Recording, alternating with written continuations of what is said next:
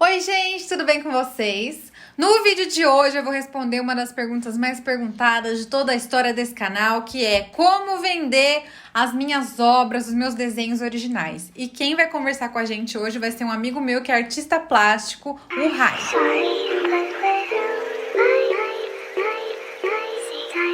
Quem já é inscrito há mais tempo aqui no canal já fez o Maratona Nats, que é aquela maratona em que você assiste vários vídeos aqui do canal, já deve conhecer o Rai, porque a gente gravou um vídeo juntos lá atrás, em que a gente fez uma collab pintando na Avenida Paulista. Gente, foi muito legal. Lendo os comentários e directs que vocês me mandam, eu vejo que existe muita dúvida com relação a como vender suas obras originais, como trabalhar com as suas artes e tal. Então eu acho que vai ser muito enriquecedor a gente conversar com o Rai, que entende até disso muito mais do que eu, quando se trata de vender obras, assim, sabe? Vender uma arte original. Hoje eu não vendo os meus desenhos originais, o que eu vendo são prints, que são cópias limitadas dos meus desenhos originais. E eu também vendo o direito de uso dos meus desenhos, principalmente para publicidade. Mas obras originais, assim, atualmente eu não vendo. Por isso que eu trouxe o Rai aqui, que é artista plástico, para responder as dúvidas de vocês e as minhas também. Salve, salve, rapaz! Eu sou o Highlander, conhecido também como Rai.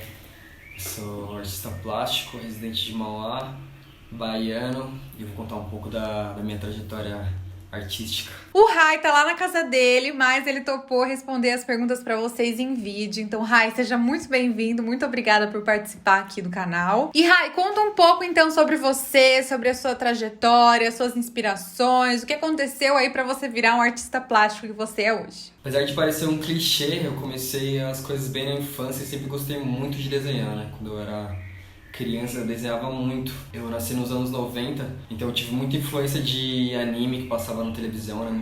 Muito da cultura japonesa, história em quadrinho, videogame e por aí vai. Meu irmão mais velho desenhava também nessa época já, né? Então eu sempre tive muita influência dele com relação a isso. Sempre quis desenhar mais que ele ou tanto quanto ele. Eu lembro de um episódio que minha mãe tinha ganhado um patins da chefe dela e nós não sabíamos andar, né? Meu irmão acabou trocando esse patins por 3 revistas de desenho, ensinando métodos de como estruturar, fazer desenhos e tal. E aí, acredito que nessa fase foi um pontapé inicial pra mim conseguir ter mais gosto, assim, aprender mais sobre estrutura de desenho e tal.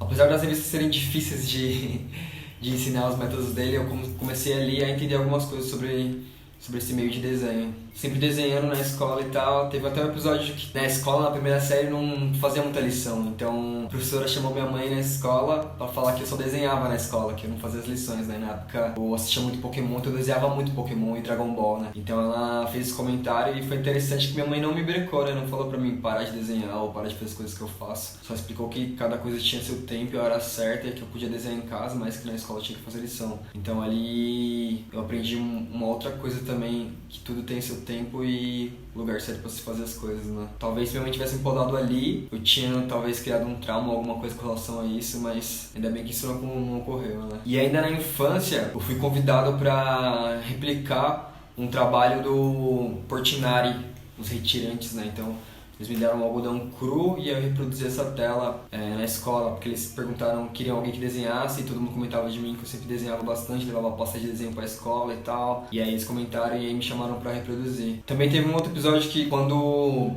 Maurício de Souza refez algumas das telas famosas com a temática da Turma da Mônica, também chamaram um grupo de alunos desenhistas pra fazer a mesma coisa, fazer releituras de obras famosas e tal, e eu fui um dos selecionados também já na infância, né? Então tudo isso foi caminhando assim, de um jeito bem gostoso assim pra mim, essa questão do mundo da arte, né? E já nessa época também eu vendia alguns desenhos, né? Eu levava pasta pra escola, vendia desenhos a 20, 50 centavos, R$1. Então ali eu já tinha começado a formar um mini mercado ali pra mim, com as pessoas que gostavam do meu trabalho já, né? Fui crescendo e tal, me envolvi muito com a música.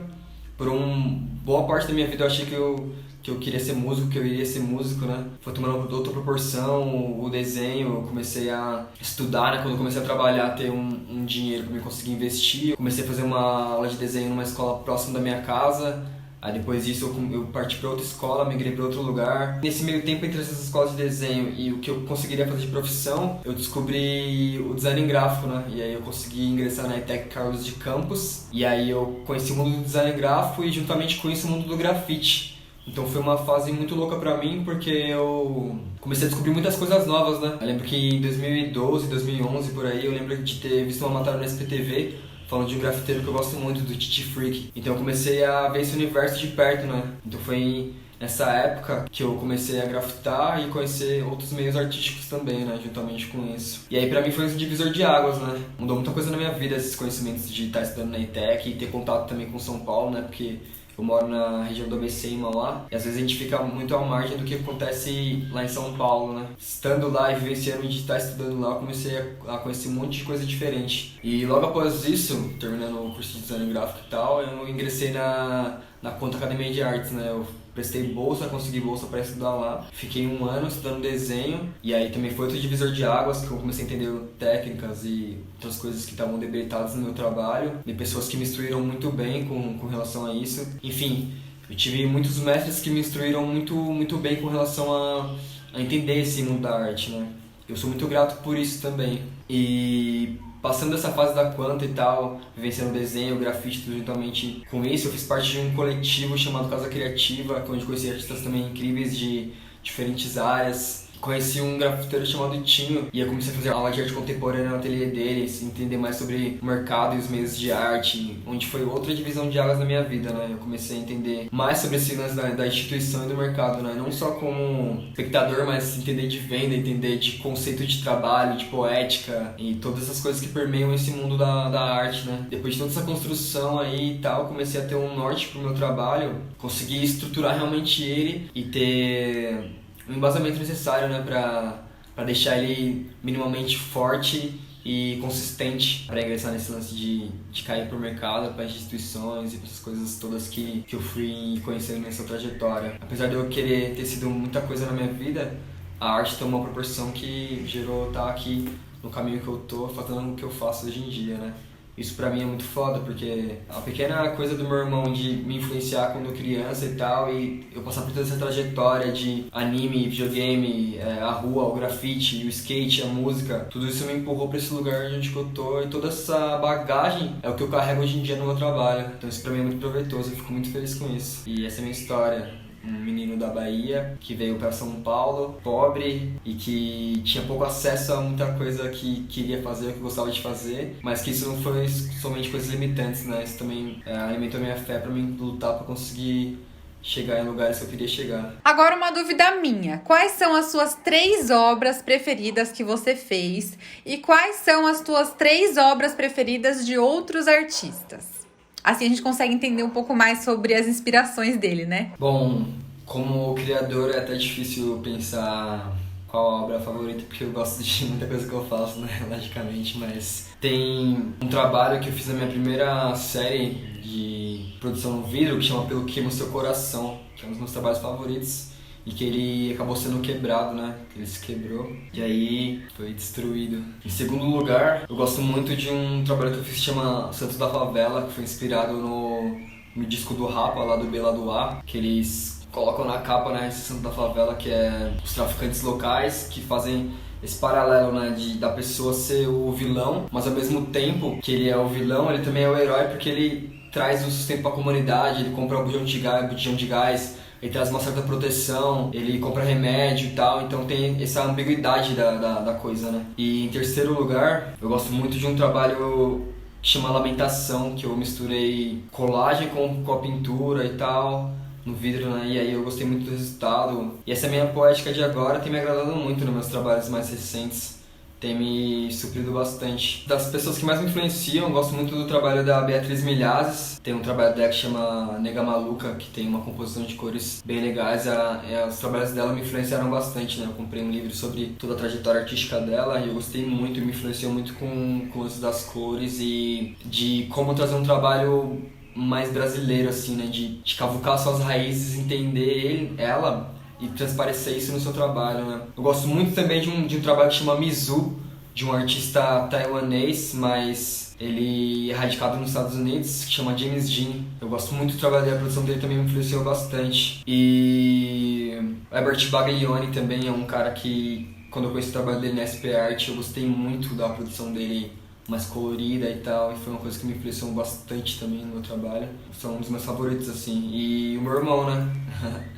Meu irmão eu coloco até como o artista número 1, assim, que mais influenciou, que eu mais gostei das obras, porque foi a minha primeira referência, a primeira coisa que eu tive, assim, como exemplo, e isso repercutiu pela minha vida toda, né? Então, são essas pessoas, essas obras que eu gosto bastante.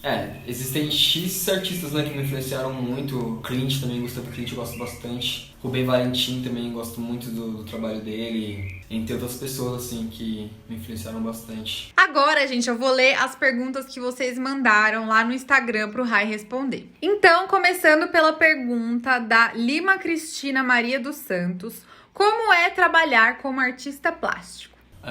Eu gosto muito porque você tem uma gama aí de coisas que você pode fazer que te tira, assim, às vezes da monotonia, né? De fazer a coisa no mesmo suporte ou aquela coisa tradicional de sempre estar no mesmo lugar, assim. Esse que é o legal das artes plásticas, assim, né? Tipo, eu faço pintura mural, grafite, e aí eu trabalho também com o vidro, eu faço pintura em tela, faço também coisa digital, então isso tudo vai criando um universo de uma gama de coisas, assim, um leque grande que eu posso trabalhar, que me agrada muito, né? Que eu não fico só na mesma coisa. Então eu vou indo por diferentes áreas, assim, né? Levando meu trabalho por esses caminhos, assim, é uma coisa que eu gosto bastante. Então acho que isso é trabalhar como artista plástico, né? Você conseguir trabalhar em várias mídias, tipos diferentes de mídias e materiais e afins, né? Pergunta agora, Rai, da Pitoresca: para ser artista plástico, precisa obrigatoriamente ter formação em artes visuais? Assim, quando você pensa no lance acadêmico, né, pensando na academia, em todo esse lance dos estudos formais, não obrigatoriamente precisa ter, né, mas seria um caminho legal a se seguir para você ter uma formação e tal, e entender mais e ter o diploma, né, porque na verdade esse lance da faculdade de artes visuais é para você ter um diploma que te atesta que você conheceu aquilo, né, mas não necessariamente você precisa ter um diploma para ter o conhecimento daquilo, né, você pode fazer X cursos de artes e tal, ao mesmo ter uma vivência, estudar por conta própria, ter todo o conhecimento necessário para ser um artista plástico, não precisa necessariamente passar pela faculdade, né? Não que eu queira dizer que você não precisa da faculdade, que a faculdade é um complemento e é muito bom, mas nem todas as pessoas cabem a entrar nesse caminho da faculdade e da academia para ser realmente um artista ou para ter conhecimento sobre as artes plásticas, né? Então, tem diversos caminhos para caminhar para você chegar em determinados fins, né? É basicamente isso. Pergunta agora da Bianca Baima, ou Baima, não sei. É a seguinte: onde vender? Você trabalha, Rai, com alguma galeria hoje e você vende pela internet também? Você vende só originais ou também vende os seus prints? Bom, hoje eu não sou representado por alguma galeria, né? Nenhuma galeria assim que me representa, né, e vende meus trabalhos e tal. Mas é super interessante também a gente pensar que com a invenção das mídias sociais e tal, e da internet, a exposição pro artista ficou muito mais simples do que era no início, do que era antes, na verdade, né? Porque antigamente, para um artista expor os trabalhos, existiam dois caminhos, né? Existia as praças públicas e tal, as feiras de arte, né? Existia os salões de arte, né? Que já é uma coisa mais requentada e tal, uns artistas selecionados, ou no caso, artistas que não conseguiam ser selecionados para esses salões, que eram os principais, faziam os próprios salões, o caminho deles para conseguir expor e ter essa parte de venda, né? E as galerias vieram junto com isso, né? Vieram junto com esse lance dos salões, de representar, de mostrar o artista e vender o trabalho do artista, né? Mas hoje, com a invenção das redes, você mesmo consegue fazer uma exposição para o mundo inteiro, colocando seu trabalho na internet, né? Então, existem esses dois caminhos, né? Hoje em dia consegue expor muito melhor seu trabalho e conseguir fazer venda sem terceirizar esse trabalho, né? De fazer a venda, porque você mesmo consegue publicar seu trabalho, você consegue diretamente conversar com o cliente e chegar num valor X, já ter o valor pronto ali do seu trabalho e conseguir fazer a venda, né? Então tem esses dois caminhos, assim. Não necessariamente você precisa da galeria 100%, né? A galeria é um caminho ótimo a se seguir também, porque ela consegue falar às vezes até melhor do seu trabalho, porque existem artistas que conseguem falar muito bem do trabalho e vender muito bem o trabalho. Tem artistas que já não conseguem falar tão bem e conseguem vender. Tem uns que não conseguem fazer nada, nem falar tão bem nem vender tão bem, né? Então, às vezes você precisa de uma pessoa que faça isso, né? Por isso que existiam os marchands, né? Que são as pessoas que vendiam os trabalhos também, que não necessariamente eram de uma galeria, né? Mas um agente que vendia seu trabalho para outras pessoas, né? E assim vai se seguindo, né? Eu acho que é interessante os dois lados, né? Se você consegue uma representação de uma galeria que consegue levar seu trabalho adiante para alcançar até patamares maiores que você conseguiria sozinho, talvez num espaço de tempo menor ainda, excelente. Mas se você quer optar por estar fazendo sua venda diretamente com você e você tratar disso diretamente com o cliente e investir nisso também é um caminho a se seguir, né? Então o artista tem que se sentir confortável para saber qual que é a coisa que melhor acolhe o trabalho dele, né? Eu estou procurando uma representação de galeria, né? Porque eu prefiro somente produzir e conceituando o trabalho, lendo e embasando ele, do que eu ficar preocupado com a questão da venda, de ficar também, às vezes, como se fosse bater de porta em porta, né? De oferecer o trabalho às vezes, ou tipo de negociar, são coisas que eu não gosto. Então eu prefiro que alguém faça isso por mim e eu me abstenha disso para mim investir meu tempo e minha energia em outra coisa, né? Então vai variar do que o artista quer pra carreira dele, que se encaixa melhor nas coisas que ele quer fazer. Bom, e eu vendo pela internet praticamente, e pessoas que acabam vendo o trabalho em algum lugar, né? Ou uma que indica pra outra e tal, e as pessoas vão gostando do que você faz, vão te procurando por isso, né? Eu vendo de prints originais, né? É até engraçado falar sobre isso, sobre prints originais, porque quando um artista está em ascensão, é muito mais fácil você conseguir comprar um original, porque o preço de mercado dele é baixo, do que você pensar só nos prints, né? Porque o print, a gravura, essas coisas assim, essas reproduções em massa, funcionam muito bem, tanto para quem está começando quanto para quem tem uma carreira já estabelecida, né? Porque quem tem uma carreira estabelecida, geralmente os trabalhos originais têm um preço mais caro do que os iniciantes, né, no caso. E aí, para você conseguir um trabalho original, talvez você tenha que dispor de uma grana alta, ou não, né? Depende do artista, mas fica até acessível você comprar um print e uma gravura, né? Porque o preço do print e da gravura é menor do que um trabalho original, né? Então fica nesse caminho assim, o print seria o meio termo de preço do artista, né? Uma coisa mais acessível. Então eu gosto de trabalhar com esses dois caminhos por conta disso, né? Porque a pessoa que tem um poder aquisitivo naquele momento para comprar o original, ele acaba comprando. E quem não tem esse dinheiro e mesmo assim quer um trabalho seu, é legal ter esse print, essa gravura para conseguir atender esse público também, né? Eu acho que eu gosto desse lance da arte ser acessível para todos e não ser a ideia de ser uma arte hiper cara, porque é um trabalho original, porque é um artista renomado e tal. Então eu acho que esse viés do print e da gravura é um caminho muito legal a se seguir para que todos consigam consumir seu trabalho, né? Para que a pessoa que gosta do trabalho consiga ter alguma coisa sua na casa dela, né? Então eu sigo por esses dois caminhos, vendendo prints e vendendo originais também. Pergunta agora da Jess Teixeira. As galerias que entram em contato com você ou é você que vai até elas? Como funciona essa relação? Eu também tenho muita curiosidade de saber. Ai, vamos ver. Geralmente, você entra em contato com a galeria, né? Pelo menos pra mim foi dessa forma. Você envia seu currículo artístico, seu portfólio pra galeria X de tal lugar, que você, principalmente uma questão muito importante com esse lance das galerias, é você saber galerias que trabalhem com trabalhos parecidos com o seu, assim, no caso, né? Tipo, não adianta você ter um trabalho de uma estética X e procurar uma galeria Y, né? Tem que ir pelo mesmo caminho. Se você é uma pessoa que gosta de street art, não adianta você querer pegar a street art que você faz, que é o lance de trabalhar com a rua, e querer colocar numa galeria de arte contemporânea ou de arte conceitual, né? Você deve pensar que você deve enviar seu currículo artístico, seu portfólio para uma galeria que segue o fluxo do trabalho que você tem, né? Então isso já é um critério a se escolher quando você pensa em enviar currículos para galerias, né?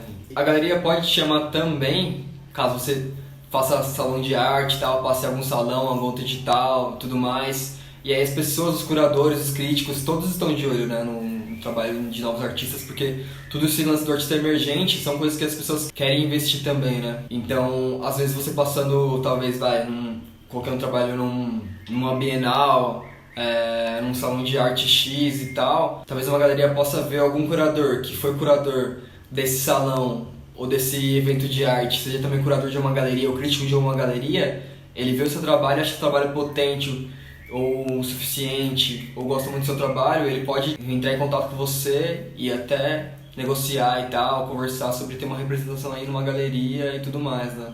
Então existem esses dois caminhos, você procurar as galerias que conversam com o seu trabalho para enviar os currículos e tal, como você pode caminhar para outros lugares e tal e ser visto e a pessoa ia entrar em contato com você por conta disso, né? Por gostar do seu trabalho, achar ele potente e querer investir nele, né? Existem esses dois caminhos a se seguir, assim.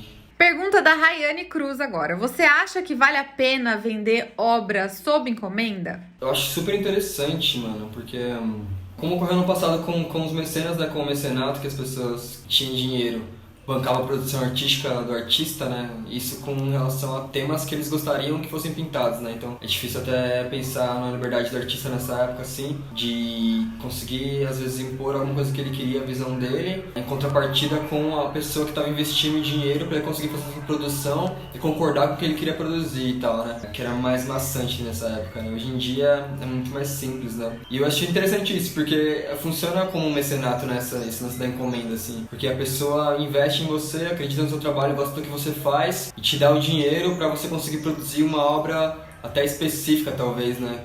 Colocando a sua poética, claro, tudo que você já carrega no seu trabalho. E eu acho isso super interessante, né? Porque você consegue ganhar uma grana e fazer uma obra legal e tal, às vezes até de uma proporção gigante do que você costuma fazer, muito maior, né? Isso te leva para caminhos muito legais de experimentar com o seu trabalho e tal, dependendo da encomenda, né?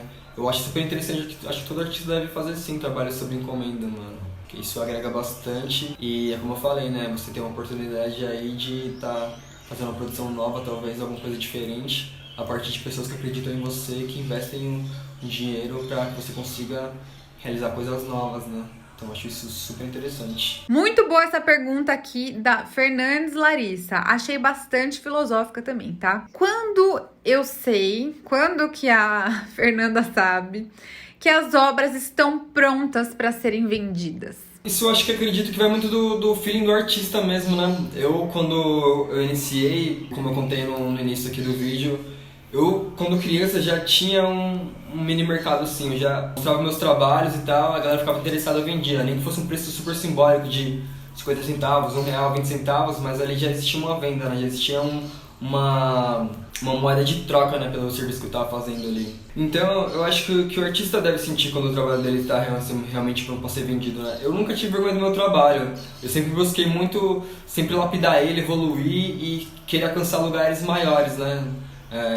Alçar voos maiores, né, com o meu trabalho, com a minha pesquisa. Então eu acho que por ser dessa forma também, eu acho que ficou muito mais fácil as pessoas verem e gostarem do que eu faço e querer comprar, né? Então acredito que o artista tem que sentir, falar, meu, o que eu tô fazendo aqui, eu tô achando que tá legal agora, então eu já posso colocar pro mundo. Ou talvez essa série que eu tô fazendo ainda não tá do jeito que eu quero, então não vou passar pra frente para os espectadores verem e sentirem o que eu tô fazendo, né? O artista que edita isso, né? Fala, isso aqui tá agradável pra mim e acredito que vai agradar outras pessoas, então vou colocar pro mundo ver.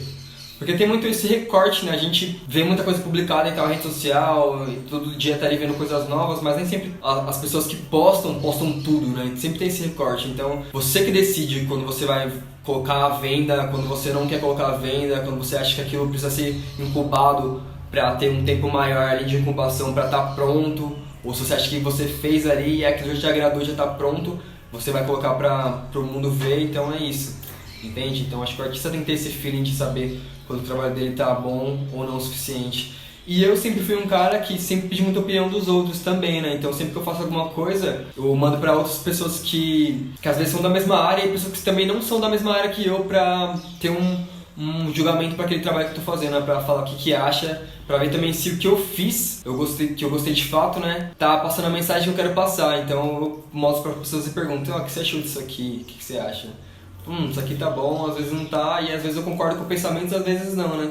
Você também decide com essa questão. Então eu envio meus trabalhos e penso no que as pessoas falaram e faço uma análise, né, do que as pessoas vão achar do trabalho, e aí depois eu coloco ele pro mundo e mostro as coisas que eu quero mostrar, né? Porque sempre tem essa edição, né? Esse recorte de coisas que você quer mostrar, coisas que você quer deixar oculto, né? Então eu acredito que o artista que dita essas regras. Ai, gente, ontem a Choribu, que ainda perguntou, não dá uma pontada no coração na hora de entregar uma obra única, não?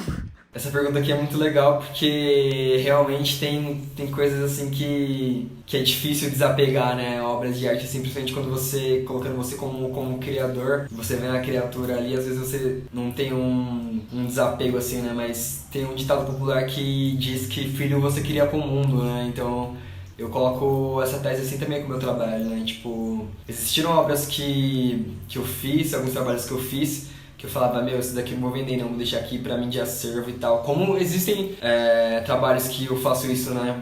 O Tinho, professor, meu mestre, né, que eu tive aulas com ele no ateliê dele, sempre falou que um artista, quando ele faz uma série, ele deve deixar um trabalho para ele como garantia de uma aposentadoria futura, né? Porque as primeiras obras, os primeiros trabalhos que você vai produzindo vão criando mais valor monetário conforme a sua carreira vai avançando, né? É sagaz você pensar que você deve deixar um trabalho de cada para quando o seu trabalho estourar, você estiver num patamar muito bom, você tem trabalhos antigos para vender a preços muito bons também. Que no caso, provavelmente você vai ter vendido a preços menores quando você tava na base assim da sua carreira, né? Então eu desapego, velho, porque não adianta o artista fazer trabalhos e deixar no ateliê dele só pra ele ver, né? Ou pra o círculo de amigos dele somente ver. O artista tem que colocar trabalhos pro mundo, ele tem que ver e ser visto, né? Tem outro ditado que fala, né? Que não é visto não é lembrado, então você tem que ter trabalhos pra outras pessoas verem. Você vende trabalho pra uma pessoa, aquele círculo de amizade daquela pessoa vai estar vendo aquele trabalho. E aí essa pessoa vai contar pra outra pessoa, que vai falar pra outra pessoa. Isso vai ser uma reação em cadeia, assim, né? Então eu acredito que o artista tem que desapegar disso aí. Ele deve sim falar, como eu disse, né? Deixar pelo menos um trabalho de cada série, pra ter esse lance da aposentadoria e tal. Ou às vezes tem trabalho que você gosta mesmo que você não quer vender, né? Que você fala, meu, isso aqui é meu xodó, eu vou deixar aqui porque ele não vale só a grana, né? Ele tem um valor muito maior do que isso, um valor sentimental às vezes, talvez. E aí você não quer vender, tipo, é uma opção, mas eu sou um pouco desencanado com isso. Eu tenho só alguns trabalhos que realmente tem um valor sentimental muito grande pra mim, que eu deixo aqui. Um autorretrato meu, que eu não venderia, né, por nada, assim, que eu gosto muito e foi um dos poucos trabalhos que eu fiz me representando, né, fazer um autorretrato.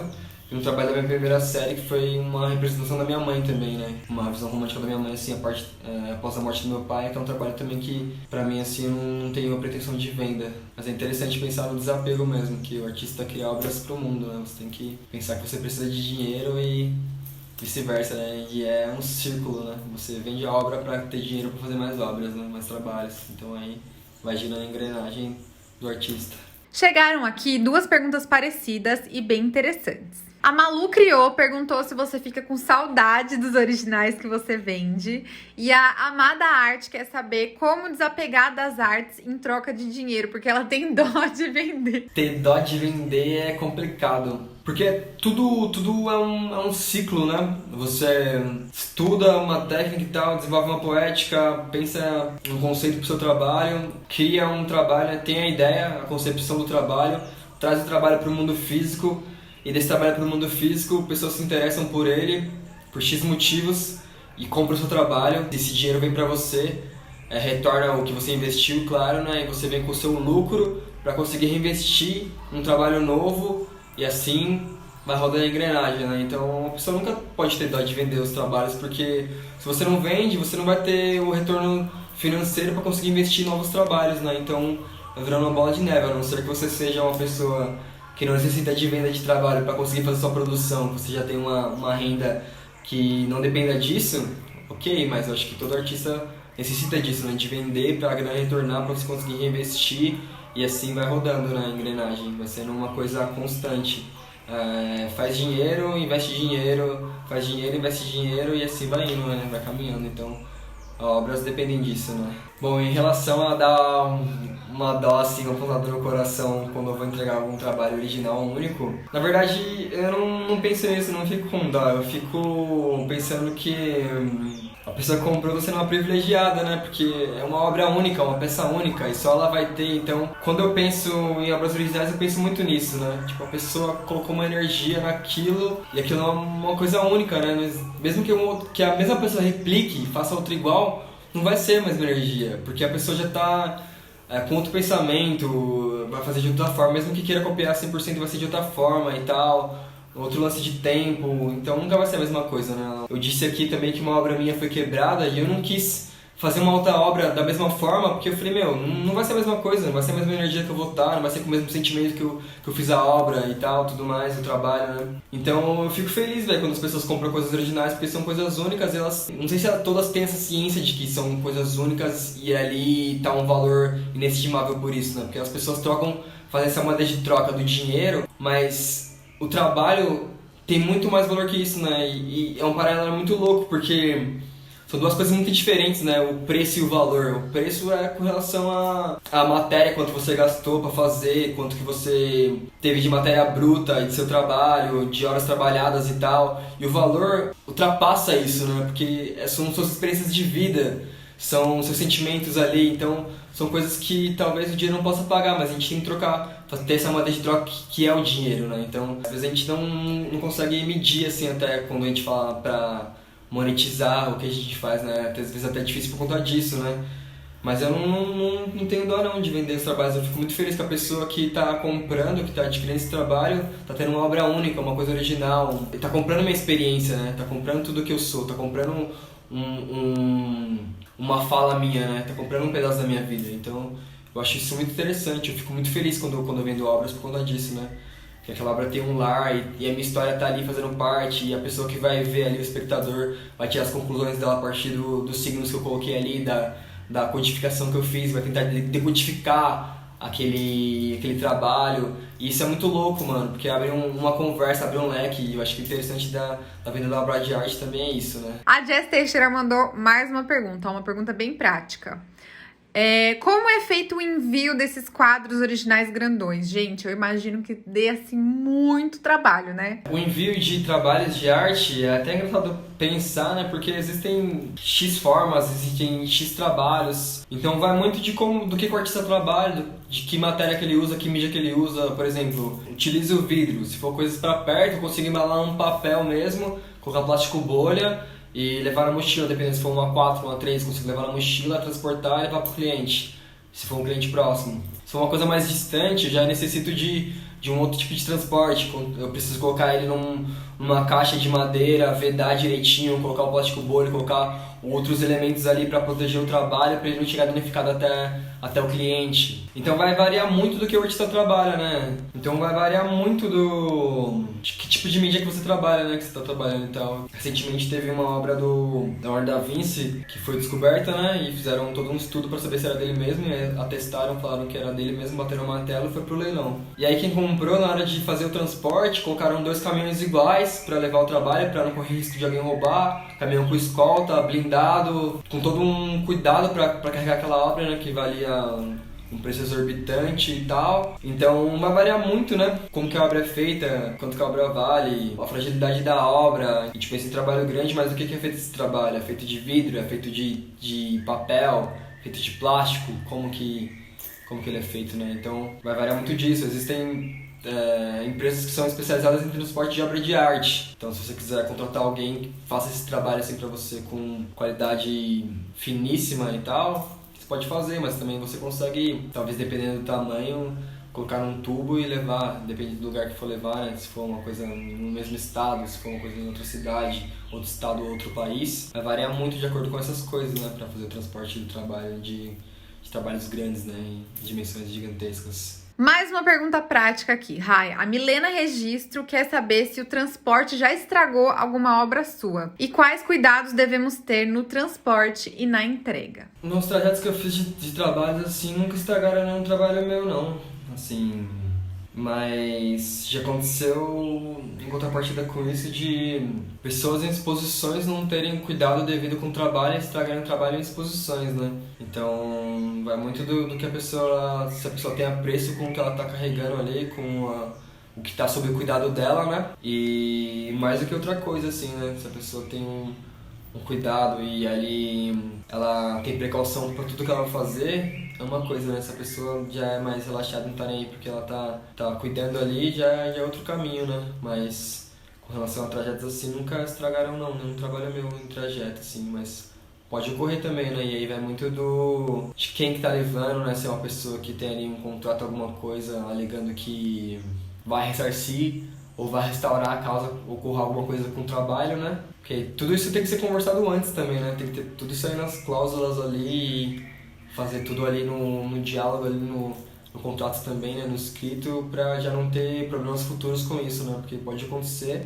E aí, como que vai remediar depois, né? Como que vai suprir isso, né? Quando o trabalho for danificado. Pode acontecer do trabalho ser quebrado e destruir o trabalho inteiro, como pode acontecer de danificar uma pequena parte e conseguir restaurar, né? Então, vai variar aí as situações dos danos, né?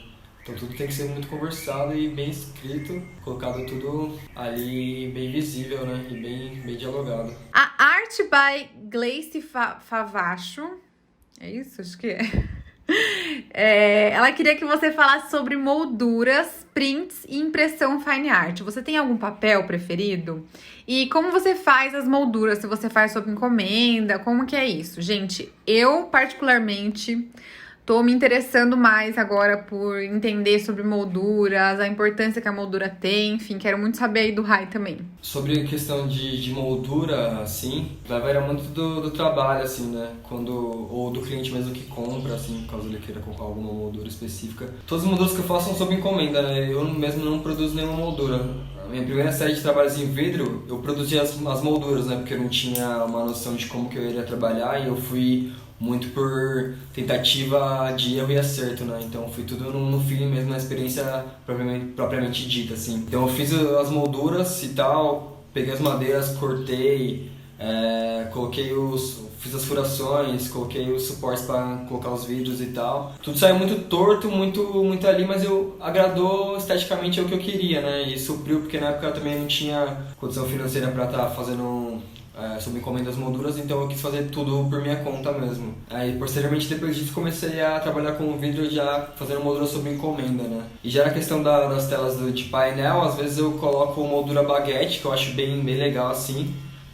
Fica uma moldurinha assim colada assim com a tela. E moldura caixa também eu utilizo bastante, né, com os vidros.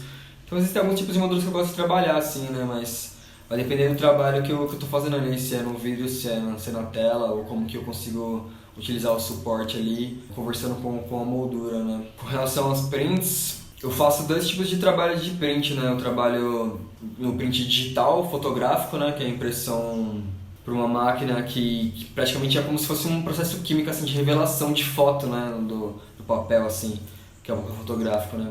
Que eu gosto bastante dele, por ele ter uma camada mais plástica, assim. Ele é melhor com relação à umidade, né? Ele não fica tão agredido pela umidade, né? Então ele não fica ondulado igual os outros papéis ficam, assim, quando você deixa ele exposto a isso. E o Fine Art, ele é muito louco porque ele tem a qualidade museológica, né? Então os pigmentos dele são pigmentos minerais que são impressos ali no papel, né? Então ele vai durar por muitos anos, né? Por mais de 100 anos aí e tal. Então garante uma qualidade aí que talvez o digital não tenha tanto assim, né? Bom, e com relação aos papéis, eu sou um cara que pesquiso muito sobre esses materiais de papel e tal, né, para fazer impressões, mas acredito que o artista também pode pesquisar e saber o que fica melhor para determinado fim, né, para cada trabalho e tal. Porque existe uma gama imensa de papéis, né, papel algodão, papel de bambu, papel casca de ovo, honey meal. Eu uso mais o fotográfico mesmo, né, nas impressões e o canção mate, né, mas aí existem X tipos de papéis para esses tipos de coisas, né, como existem vários tipos de impressões também, né? A gente comentou da Fine Art, que tem os pigmentos minerais que são qualidade museológica que duram anos e tal, mas também tem outros tipos, né? Tem a xilogravura, tem a serigrafia, tem a flexogravura, tem a gravura em metal, litografia, litogravura também. Existem vários tipos de meios de impressões, né? Então acho que o artista mesmo consegue saber o que fica melhor para ele ou o que cabe melhor para determinado resultado, né, que ele quer obter. Eu não sou um cara pesquisador dos papéis, mas são esses que eu uso. Acredito que a sua poética, a pesquisa, o fim que você quer ter para cada papel vai valer muito com isso, né? E também tem um lance de qual público que você quer que envie esse papel, né, e tal. Tipo, papéis mais caros vão ter um preço final mais caro, né, na produção e tal. Então, vai valer muito do que você quer fazer e para que nicho que você quer botar esse trabalho final seu, né?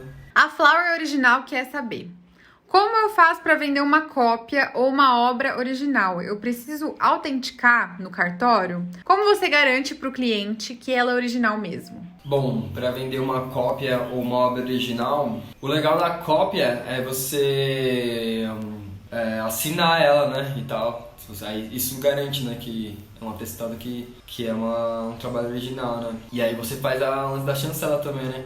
É claro que todas as coisas assim que a gente fala que é uma coisa para garantir a originalidade da obra, pode ser que consiga ser falsificado mesmo assim, né. Tem um documentário no Netflix que fala de um cara que ele conseguia reproduzir diversas obras de artes, tipo, fielmente e tal. Tanto que o cara comprava telas antigas, né? Telas bem antigas, assim, em mercados de relicários. E ele depois pintava por cima, fazia todo um tratamento e tal na tela, pintava por cima e tudo mais, e reproduzia cópias de artistas famosos e tudo mais, né? Isso, tipo, com uma qualidade absurda de reprodução, né? Então, a gente faz as coisas para testar, para garantir que é a obra original, mas pode acontecer que ocorra alguma coisa, né? No nosso caso, assim, no meu caso eu digo, né, que é um artista que está em ascensão e tal, tá numa crescente e tudo mais, pode ser que não ocorra isso, né? Então, o lance de você ter um certificado de autenticidade, ou mesmo assinar o print ou a gravura, ou fazer uma chancela, alguma coisa que veicule aquele trabalho a você, é mais por uma questão de controle de produção e tal, pra atestar pro cliente mesmo, né? Pra ter um profissionalismo a mais ali naquele trabalho, né? Assim, né? Tipo, mostrar que aquilo é uma produção sua e tal, tem todas algumas questões que indicam isso, né? Por exemplo, porque pode ter pessoas que podem pegar fotos de trabalhos de alta qualidade seu e imprimir para si mesmo, né? Para deixar em casa e tal. Isso não atesta que foi você que fez a impressão e que soube qual tipo de papel que você utilizou, qual tipo de impressão que você utilizou, tudo certinho, né? Então isso faz para garantir esse tipo de coisa com os prints e gravuras, né, e tal. E a questão do original também, né, tipo, não necessariamente você precisa ir num cartório, né, você pode também registrar o trabalho lá em cartório, né, você ir lá autenticar e tal, reconhecer firma e tudo mais. Eu, geralmente, uso o certificado de autenticidade ali, né, coloco qual técnica que a obra foi feita, a dimensão, uma foto da obra, o ano que a obra foi produzida, qual a técnica que eu utilizei para fazer aquele trabalho, e aí embaixo eu coloco uma assinatura minha, né, e tal, o meu CPF, o CNPJ, né? O RG e o CPF CNPJ da minha empresa. Que aí isso também garante que aquela obra foi minha e tem todos os dados ali colocando em prova isso, né? Que tudo foi feito do meu feitio, né? E é mais pra essa questão mesmo, né? Pra você garantir que a produção é sua e posteriormente também, caso você entre numa crescente e seja um artista bem famoso e obras mais antigas trabalhos mais antigos que você vendeu, para testar que eram seus mesmo, para não ter esse lance da divergência de cópias e tal, ou uma meteção de louco nesse caminho aí, tem o certificado de autenticidade ali para garantir isso, né? Então caso você entre numa crescente, ou sei lá, você faça vários trabalhos e morra, e aí não tem como garantir que aquilo era seu, não tinha assinatura alguma coisa, aí isso serve para isso também, né? Para você colocar lá. A pessoa que comprou, tem como garantir que foi seu, né? Que foi você mesmo que produziu e tudo mais. Então tem lá o trabalho e tal, você tem a sua assinatura ali, mas tem também certificado de autenticidade, garantindo que aquela obra ali foi comprada diretamente de você e tal, tudo mais, né? Ou mesmo que seja por terceiros, né? Se a pessoa compra um trabalho seu e revenda, ela tem também esse certificado, vai garantir que ainda assim a produção foi sua, né? Então é mais pra essa questão que funciona. Esse lance de reconhecer no cartório e tal, reconhecer firma e mostrar que o trabalho é, sei lá, fazer como se fosse uma patente ali, aí vai decretar do artista, né? Da pessoa, assim. Eu mesmo não trabalho assim, eu uso o certificado de autenticidade, no caso das obras originais, né? Dos prints, esse lance de fazer a chancela e a assinatura ali, né? Sua assinatura e tal. Ou até mesmo um carimbo, né? Você pode colocar um carimbo também atrás no verso, com o seu CNPJ, ou com o seu RG, seu CPF, sua assinatura ali, seu nome completo, nome artístico e afins, né? Então vai ser para essa questão mesmo, esse lance de você usar o certificado, né? Só para testar que foi você mesmo que produziu e para garantir futuramente, né? Que essa obra vai ser atrelada a você, né? Que foi você o autor ali daquele trabalho. Agora, a pergunta mais perguntada de todas, que nem dá para falar o nome aqui, porque todo mundo perguntou. Teve muita gente que perguntou, que é: como você, Rai, define o preço das suas obras originais, que é muito diferente, né, gente? Você vender o print, você vender o direito de uso do seu desenho e você vender a sua arte original. Essa pergunta aqui que todo mundo perguntou e que eu também por muito tempo não soube como fazer, porque é uma coisa difícil, né, você colocar preço, assim, o valor monetário no que você faz, né, porque, como eu disse anteriormente, algumas palavras ali, o preço e o valor são coisas totalmente diferentes, né, então, pro criador, o valor, no meu caso, pra mim, eu penso assim, né, será sempre inestimável, né, não tem como eu colocar em dinheiro uma coisa que é a minha experiência de vida, tudo que eu vivi, colocando tudo isso aqui pro mundo físico e traduzindo isso em uma questão visual, em obra de arte, né, e tal. Mas, pra falar a questão de traduzir em dinheiro, falar no monetário mesmo assim, é muito louco porque você tem que pensar em várias coisas, né, tipo, qual patamar que você tá, seu preço de mercado ali, principalmente, pra ter início de tudo isso, é pensar nos materiais que você usa, né? Qual o preço deles, né? Qual o valor monetário dos materiais? Você usa qual tipo de tinta? É tinta absurdamente cara? São coisas mais baratas? No meu caso eu uso vidro. O vidro é uma coisa que depende do vidro, é um pouco caro, outros vidros são mais simples, são mais baratos. Então isso vai definir o preço do trabalho, né? Horas trabalhadas, né? Quanto tempo você levou para fazer aquele trabalho? Se você levou uma semana, você estipula. Minha hora de trabalho seria, sei lá, R$5, equivalente a isso. Aí você vai e coloca isso. Você levou 30 horas para fazer um trabalho, você multiplica, né? Minha hora de trabalho vale R$5, vezes 30, quanto que vai dar no final, né? Isso multiplicado, logicamente, com tudo que você gastou para fazer o trabalho, né? Se eu gastei um vidro de R$500, eu coloco os R$500 do vidro, mais os R$100 da moldura, mais a minha hora de trabalho, né? Então, tudo isso vai ser somado para ser o valor final do trabalho, assim, né? Minha questão, eu não utilizo esse lance da hora trabalho, eu utilizo a questão do metro linear do trabalho, né? Meu metro linear é X de valor, de preço, né? Então, uma obra de tal porte, de tal tamanho, quanto que vai ser aí, né, pra mim saber o preço final, juntamente com o que eu falei, né, sobre o preço do vidro da matéria que eu coloquei, o preço da moldura, se eu utilizei transporte para ir até lá, eu coloco isso também. Tudo isso vai ser somado, né, para você saber o preço do trabalho. Isso também você achar em concordância, né? Você fala, pô, esse trabalho aqui eu levei tanto tempo assim, eu acredito que o valor dele, de somar tudo isso que eu falei anteriormente, né, da hora de trabalho, do metro linear, mas o tanto de coisas que eu utilizei ali, dos materiais para fazer, vai dar valor X. Isso aí compensa, né? Chegou num preço legal. E aí você coloca isso no preço final para você, né? É legal você estipular isso, porque aí você tem uma média de preço para os seus trabalhos, né? Porque, por exemplo, talvez você coloque um trabalho aqui com, sei lá, R$400, outro trabalho da mesma forma, mesmo tamanho, seja 800, tá ligado? Mas você tem um critério para falar qual preço, como você chegou a esse preço, né? Porque esse trabalho aqui foi tais elementos aqui que eu coloquei no trabalho que deixou ele mais caro, esse aqui não. E não uma coisa assim, tipo, jogar um preço aleatório, né? Porque isso também vai mostrar o profissionalismo que você tem com o seu trabalho, né? Como que você consegue transparecer isso, né? Pra questão da venda, assim, quando você vai chegar nesse final. O metro quadrado também você pode utilizar, né? Existem várias medidas de preço que você pode utilizar aí para unidades para você chegar num valor de preço, né? Mas é basicamente isso, tem que pensar no que você utiliza, com os materiais que você utiliza, com qual o preço deles, tudo mais, atrelado à sua experiência de trabalho, ao seu mercado de trabalho também, né? O patamar que você está, assim, como artista. Geralmente os artistas iniciantes têm os valores mais baixos e tal, por conta disso, né? Por não ter um valor de mercado tão grande e tal, para os materiais que utiliza. A não ser que a pessoa utilize coisas muito caras no começo, aí não tem como, né? Porque tem que ser equivalente no final das contas o preço, né? Você não pode pensar que seu trabalho vai ter um preço final que vai ser menor do que o que você gastou, né? Não faz sentido.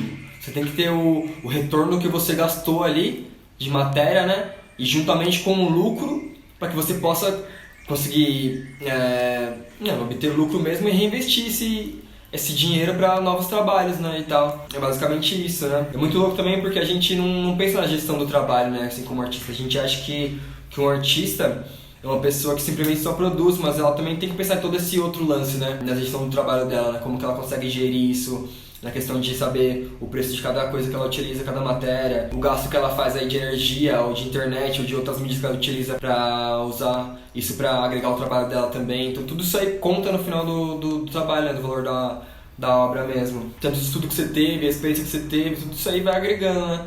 Por isso que os artistas mais velhos têm as obras mais caras, porque eles têm mais experiência e tal, e aí vai subindo o valor de mercado conforme eles vão avançando na carreira deles, né? E isso é natural com todo mundo, velho. Eu até acho muito louco porque já vendi trabalhos a preços bem baratos, assim, tipo, eu falei que eu vendia 20 centavos, 50 centavos quando eu era moleque, aí depois eu já vendi trabalho a 20 reais, a 100 reais, hoje em dia tem diversos preços, assim, do meu trabalho, né, mas já não é o mesmo valor que era antes, é o mesmo preço que era antes, né, porque as coisas são uma crescente, né, então é basicamente isso. Pencil Art quer saber como as pessoas reagem aos valores das suas obras. Tem gente que acha muito caro, tem gente que aceita o preço logo de cara. Existe alguma negociação? Como que é isso? Bom, em questão de achar caro, existem diversas opiniões, assim, né? Eu acho que o cliente em si vai ter o critério dele, assim, do que é barato, do que é caro, né? Vai variar muito, isso é uma variável muito doida, velho, porque se você for vender pra uma pessoa que tem um poder aquisitivo muito maior, que é dono de empresa e tal, você vende um trabalho a R$2.000, talvez a pessoa possa achar barato, com relação a trabalhos que ela já comprou. Mas se a pessoa tem um poder financeiro menor, vai achar super caro, fora da realidade dela, né? Então isso é muito variável, assim, quando as pessoas acham barato e caro. Eu tenho meu preço, né, dos meus trabalhos, que eu acho que é o equivalente ao que eu faço, né? Eu acho que supre tudo o que eu gastei de material e tal, e ainda consigo obter um lucro da minha experiência, né, do meu valor ali de técnica ali. Então, ok, se a pessoa não aceitar, beleza, tipo, mano, tá aqui, velho. Se você não quiser agora, eu tenho a seguinte filosofia. Você não quer comprar agora, mano, mas no futuro vai estar mais caro, tá ligado? Porque eu vou evoluir, vou entrar em outros lugares, meu trabalho não vai ficar estacionado no mesmo preço, vai aumentar. Então, ok, se você quiser comprar agora, tudo bem, mas depois no futuro não reclame e não perca a oportunidade. Como eu também já me senti assim. Eu tenho um amigo artista que eu gosto muito do trabalho dele, eu tinha a oportunidade de comprar um trabalho dele há uns anos atrás, eu acabei não comprando. O trabalho dele também, em relação à estética, mudou, ficou totalmente diferente, como o preço do trabalho dele também mudou. Isso me gerou uma frustração muito grande, me arrependi, eu falei, caramba, eu poderia ter comprado o trabalho dele lá, que eu gostei muito, e não comprei, e agora me arrependo porque ele já mudou de fase, que ele já mudou a estética e tudo mais, né? E também o preço dele de mercado subiu, como já aconteceu com amigos meus também, isso, tá ligado? De não comprar trabalhos de artistas por um valor X, às vezes por achar caro, às vezes por não ter grana na época, ou mesmo porque, tipo, não, deixa, mais pra frente eu compro, e acontecer de subir o artista ter uma ascensão, o valor subir, o artista mudar de temática, mudar de estética, e aquilo ali se perder. Então, acho que é muito você saber o tempo que você tá ali e quiser comprar aquela coisa ali, aquele trabalho na hora ali, e, mano, se você tem a grana, investe, velho, é da hora. Eu penso nessa seguinte filosofia hoje em dia, né? Que eu me frustrei com essa questão, assim. Mas as pessoas vão julgar de qualquer forma, né? De achar barato ou caro, mas isso aí não influencia muito, não. Já na negociação, acho que depende, assim, né?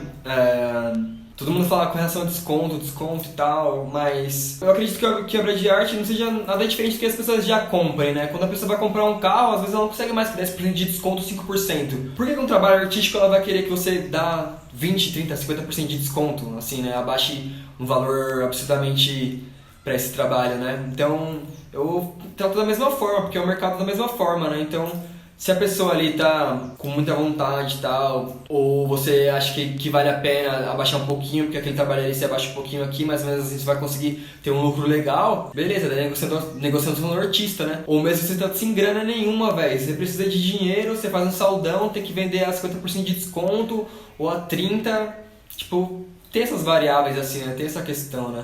Então vai ser muito do feeling do artista mesmo também, mano. Tudo esses conceitos da arte, da venda da obra de arte é um tanto abstrato, assim, a se pensar. Mas é legal todo mundo pensar nessa questão, porque são coisas que a gente vai acabar se esbarrando no meio da carreira e a gente tem que saber lidar com isso alguma hora, né? Então eu penso assim, tipo, às vezes você pode dar uns 10% de desconto ali, 5%, o que seja e tal.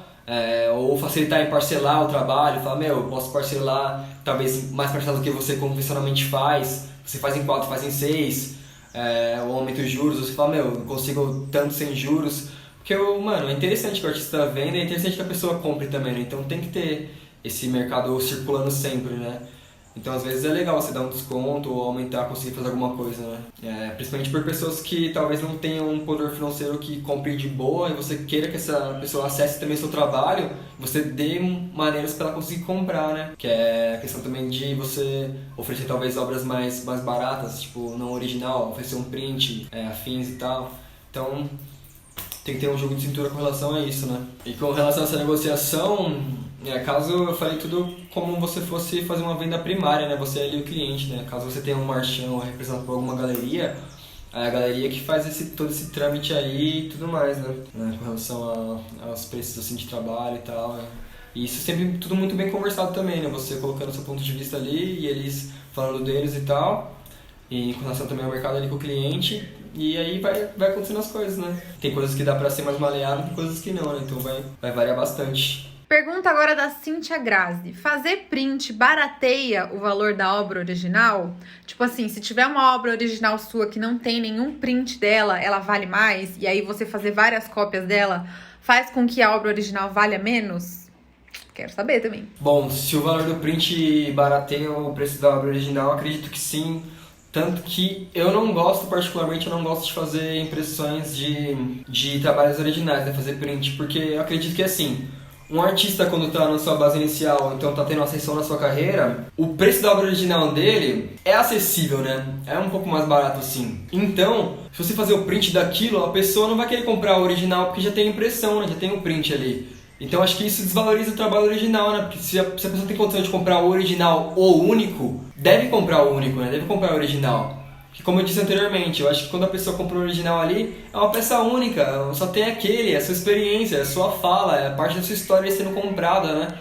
Então, vale muito mais a pena do que você comprar o print. Existem casos e casos, né? Tipo, artistas mais famosos que têm, sei lá, os trabalhos com preços gigantescos de altos, ou artistas que já morreram e que só tem uma obra, que está em coleção de museu X, ou coleção de colecionador tal, que não tem como você ter acesso a algum mesmo, já é diferente, tá ligado? Aí você pode fazer um print, que aí talvez você não desvalorize tanta obra, porque a obra tá lá e tá na posse de tal pessoa, entendeu? Mas para artistas emergentes assim e tal, eu acredito que desvaloriza um pouco, né? Porque os trabalhos originais já estão num preço legal, né? Então, acho que é melhor empurrar esse trabalho original do que você empurrar uma impressão, né? Eu pelo menos acredito nisso, né? Acho que fica muito mais legal. Aí você faz umas gravuras e prints ali em paralelo com isso, né? Até os prints assim, gravuras, eu acho que fica mais legal você fazer em quantidades limitadas, né? Fazer uma série de, sei lá, 50 impressões assinadas ali, e acabou aquelas 50, você define se vai ter um reprint ou se não, se é aquilo mesmo e acabou. Ou se caso você fosse fazer um reprint de mais 20, mais 50, não sei. A bactéria do artista, né? Isso também não é um viés de regra, né? Que você precise não fazer print para não desvalorizar o original. Acho que cada artista sabe onde que tá se metendo assim, a coisa que quer fazer com o trabalho, mas eu prefiro fazer dessa forma para não desvalorizar os originais, né? Pelo menos não nesse primeiro plano aqui, que os originais são acessíveis, né? Talvez no futuro, quando os trabalhos estiverem muito mais caros, eu quiser fazer uma coisa desse meio para baratear, para ter acesso para outras pessoas, já é outro caminho a se seguir, né? Mas eu prefiro dessa forma. É muito melhor, né? Trabalhar assim, acredito eu. Então foi isso. Essas foram as perguntas. Eu selecionei aqui as mais recorrentes, mas tiveram muitas perguntas. Então a minha sugestão é você fazer um canal no YouTube também pra falar de arte, pra falar do seu trabalho, que a galera quer muito saber. E aí eu queria que você deixasse, então, uma mensagem final e contasse aí como a galera pode comprar suas artes originais e tudo mais. E, de novo, muito obrigada pela sua participação. Bom, e é isso aí, galera. Espero que eu tenha respondido as dúvidas de todos. Caso alguém que não entendeu alguma coisa ou tem mais dúvidas e tal com relação a tudo isso que foi perguntado, a Nath e eu podemos fazer uma live e tal, ou vocês podem perguntar pra mim no Instagram lá, que a gente vai trocando uma ideia, ou mesmo, não sei, talvez eu faça um outro vídeo. Enfim, a gente chega num consenso aí. Mas muito obrigado a todos pelas perguntas. Eu também já tive nesse campo que vocês estão, assim, de ter um monte de dúvidas sobre um monte de coisa. É comum, a gente não entende muito sobre o mercado de arte, sobre instituição, né, o lance dos museus e afins e tal, como que funcionam esses acervos, como que a gente adentra nesse campo do artístico, que é difícil, né? Essa informação é um pouco mais estreita, mesmo a gente tá na área digital hoje em dia, que a informação está muito disseminada por todo canto, ainda é um pouco difícil, né? Eu tive muitas pessoas que me ajudaram bastante, como eu falei antes, meus professores que eu fui conhecendo no meio dessa estrada aí e tudo mais, amigos também artistas que a gente trocou sempre muita ideia sobre várias coisas assim.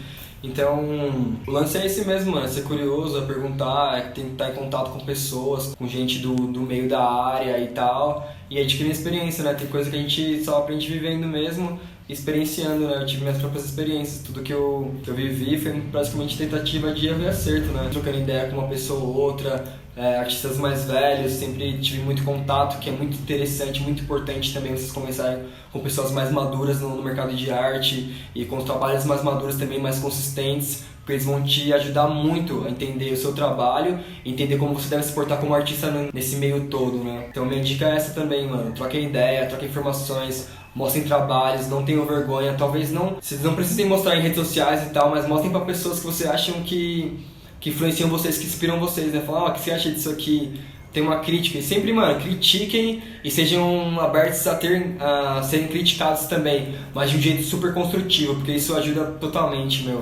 Uma professora do Kaká da ETEC me criticou, isso fez uma evolução gigantesca pra mim na minha carreira que foi sem igual. Então eu agradeço muito a ela por ter criticado construtivamente, né? E sempre recebi muitas críticas, sempre tive um olhar muito de saber porquê daquilo, né? Com embasamento claro e querer usar aquilo pra mim ter uma evolução pra mim, né? Então eu penso dessa forma. Espero que vocês também pensem assim.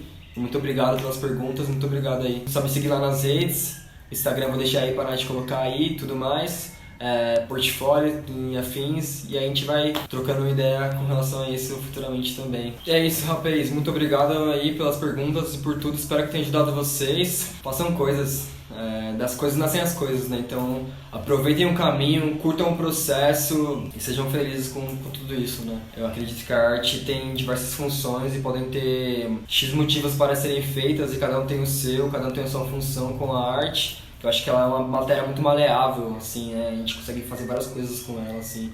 E eu faço as minhas, eu tenho minha fé na arte e minhas experiências com ela. E então vocês possam ter a de vocês. Muito obrigado e até breve, até uma próxima.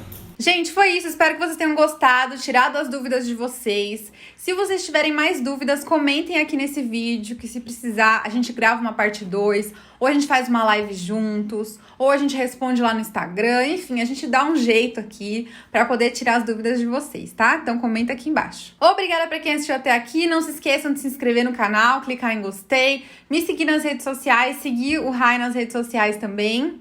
E é isso, um beijo, até o próximo vídeo e tchau!